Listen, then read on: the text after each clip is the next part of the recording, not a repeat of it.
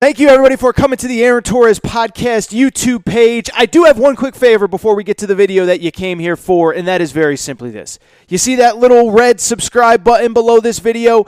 Go ahead, smash that subscribe button.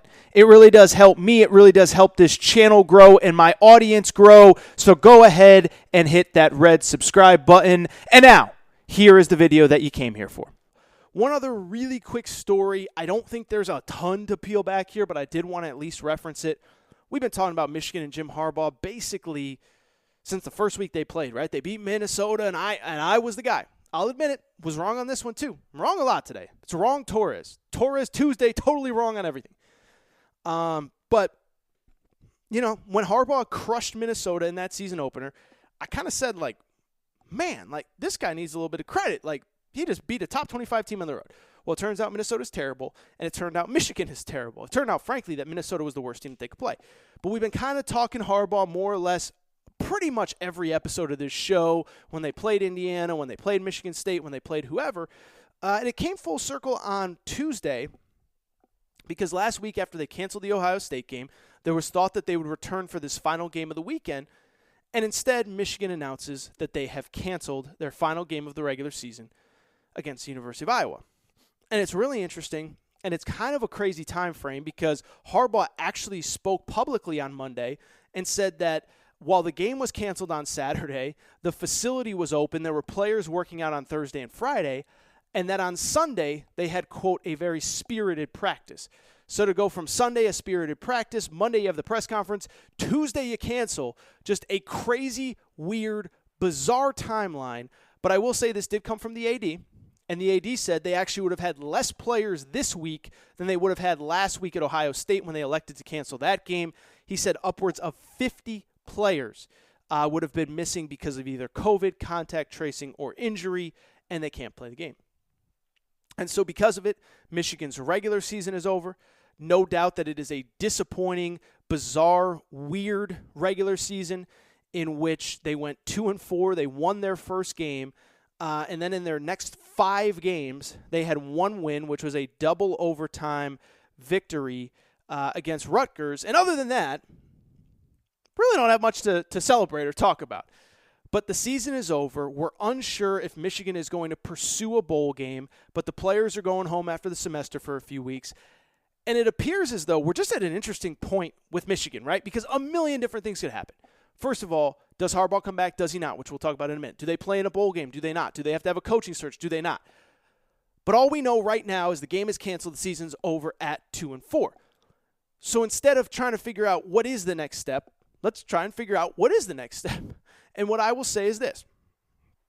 Some people may be even wondering, why are you even talking about this? Jim Harbaugh has said that he's planning on being back. He's telling recruits that he's planning on being back. So, of course, he's going to be back. Why are you going to start something? Why are you going to say something that isn't true? He already said he's coming back. Get over it, Torres. Don't try to create a headline where there isn't one. And what I would say is, I get it. And if I had to bet money, I would bet that he was back next year. But I don't think it's inconceivable that he's not back. And I don't think it's inconceivable that he's telling recruits, yeah, I plan on being back, because what else is he going to tell them? All we know right now is that the season is over, that Harbaugh said that he was going to negotiate with Ward Manuel, the AD at Michigan, once the season ended, and that he hoped to have a new contract in place. What we also know, by the way, is signing day is Wednesday, and you better be out there publicly saying, I plan on being back, otherwise that recruiting class, which is one of the top 10 recruiting classes in the country, is going to scatter all over the place. What will be interesting is on Wednesday, how many of those recruits actually do sign, which ones don't. I'll actually talk about it on Thursday's show if there's anything worth mentioning. But I guess what I would say is I'm not totally sold that Harbaugh comes back. And again, I know he said it publicly, I plan on being back, and we're working on an extension. But they've been kind of working on an extension for 2 weeks now. I mean, remember, it wasn't this past Sunday, but the Sunday before, where there was all these rumors about Jim Harbaugh potentially going to the NFL. And as I told you on the show that day and that time, my understanding was that he went to Michigan, I don't want to say in good faith, but he went to Michigan to negotiate a contract extension. They planned on giving him one, but it was not at the price or money that he thought that he would be getting or thought that he would be expecting. Now, he understood that he would be taking a pay cut. He's being paid almost $8 million a year. And he was willing to do that, but from my understanding, it was a significantly lower base salary with all of the salary tied to incentives such as beating Ohio State, winning the Big Ten, making the college football playoff. And clearly, he was very happy about it. And so it's kind of this weird thing where, to me right now, it's kind of a game of chicken between Harbaugh and the school. Because the school, I think in the back of their mind, doesn't really want to get rid of Harbaugh because they really don't want to go through the process of trying to find a coach in the middle of a pandemic and how much can you really pay and what if you don't get your first or second choice and if Luke Fickell says no and he's going to and if Matt Campbell says no and he might, who is really out there that is going to galvanize the fan base that is definitively better than Harbaugh? So you kind of got to play a little hardball with him because he's coming off a 2-4 year, but he really might be the best option that you have at least for one more season. And then from Harbaugh's perspective, I think he really does want to come back to Michigan. I think he really does want to be the guy that kind of solves it and saves it and all that stuff. But I also don't think he wants to be a chump. I don't think he wants to be working for a quarter of his salary, and we can all sit here and say in a pandemic, a quarter of his salary is still $2 million.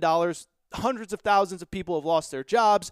Don't complain about $2 million. I don't necessarily say I would disagree, but I think Harbaugh has an ego and Harbaugh has expectations as well. And I think he's also, by the way, on the side kind of feeling out, is the NFL a real opportunity? And what I can tell you about the NFL, there's already, 3, 4, 5 jobs open. The Falcons are open. The Texans are open. The Lions are open. And I don't think he's a candidate for all of them. But others are going to open up too. The Jets are going to open up. The Chargers feel like they'll almost certainly open up.